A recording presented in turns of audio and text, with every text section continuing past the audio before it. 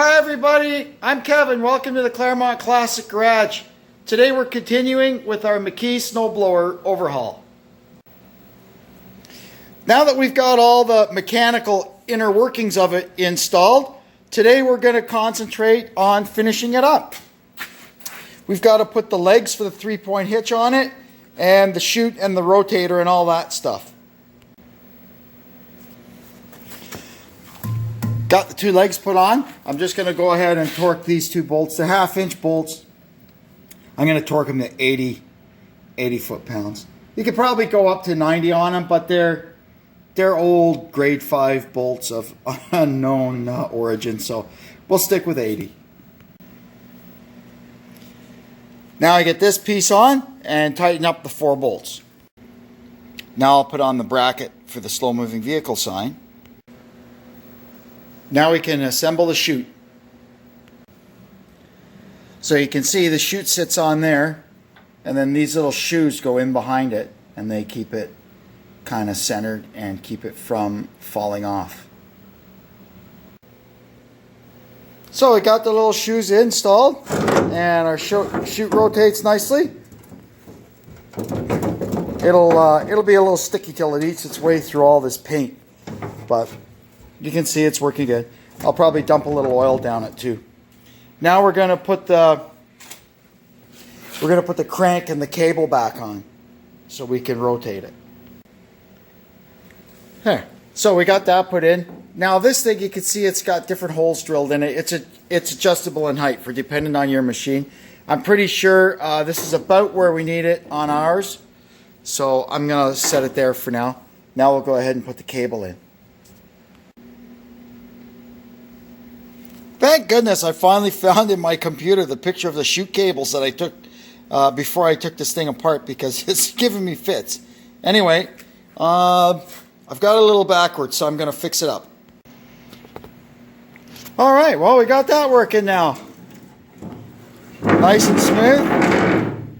Perfect. Now we're going to put the deflector hood on. It's just held on with a simple shaft that goes through it and a cotter pin on each end. Last thing was to install the linkage for the deflector. Perfect. So that's basically it. We've got only a couple things left to do, and then we can get this thing outside and try it.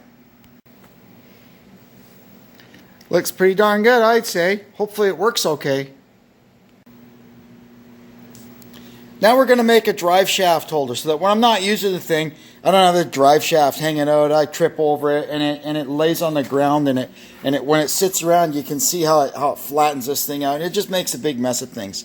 So I kind of got an idea of what I want to do, so let's get started making it. Here's the first step of our drive shaft holder.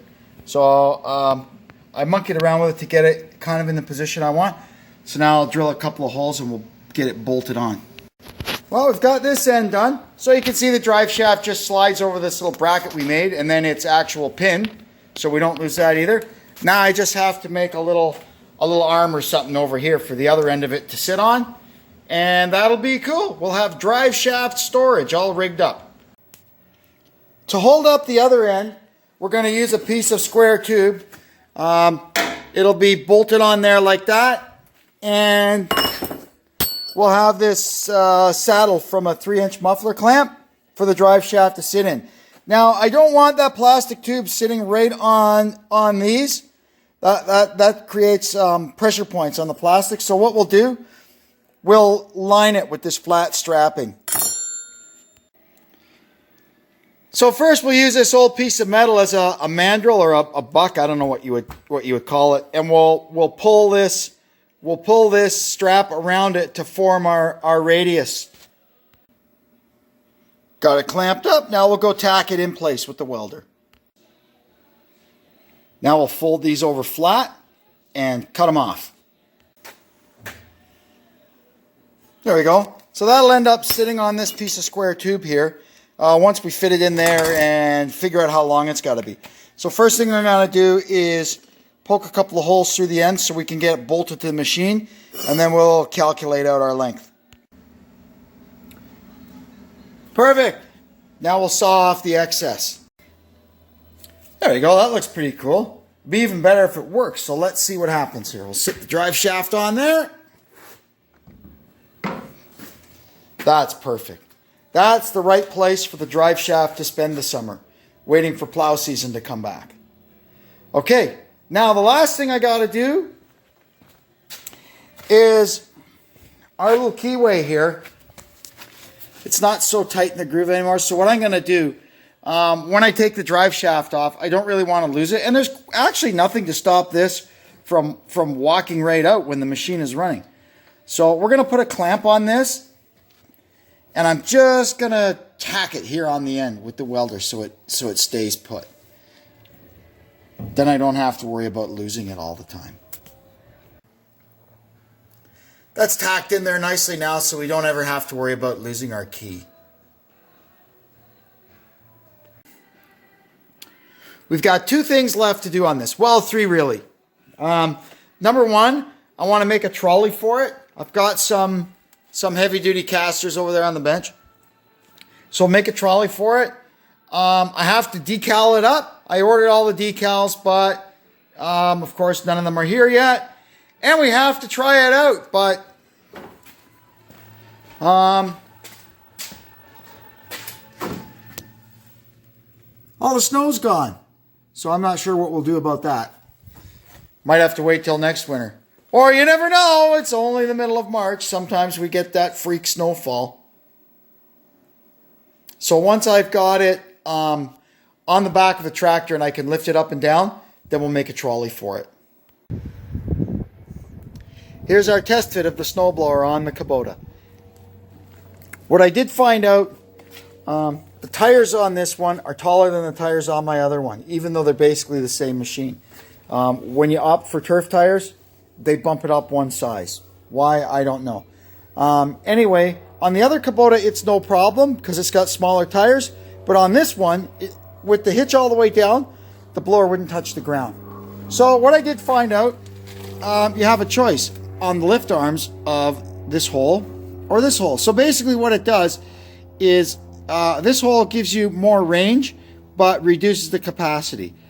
Anyway, I decided to try it. So I moved it to this hole. Now it drops the blower right down to the ground and it still has no problem at all lifting it. So how much it reduced the range, the load capacity by, I don't know, but not enough to bother this. Anyway, overall impressions, it seems fine.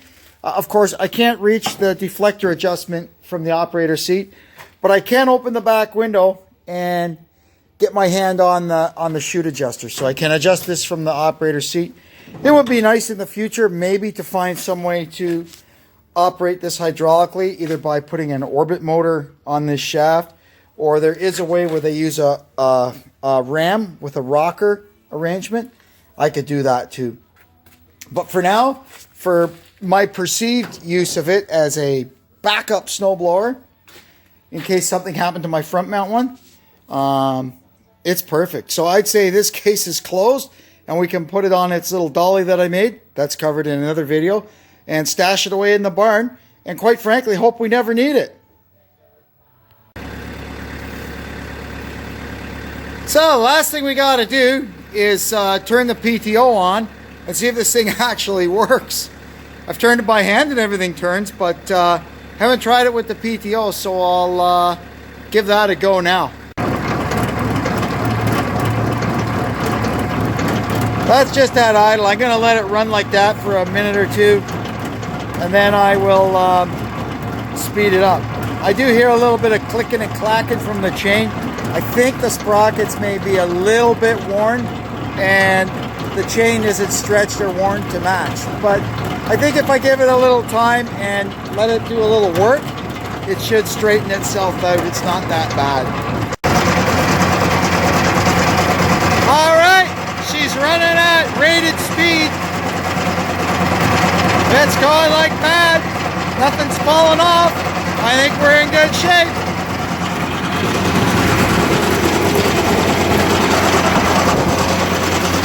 Drivetrain looks solid. I think we're good. Perfect. So I hope you enjoyed our video about overhauling our little McKee snowblower. It's quite a job. It started out as a 5-minute repair job, and well, this is how it ended up. But I'm happy with it. It's something that needed to be done eventually, so it's done now. Anyway, that's it for now. I hope you've already subscribed to my channel. If not, please do, and there's all kinds of other activities you can do down there. In the meantime, until the next time we meet, this is Kevin checking out from the Claremont Classic Garage. Thanks and so long.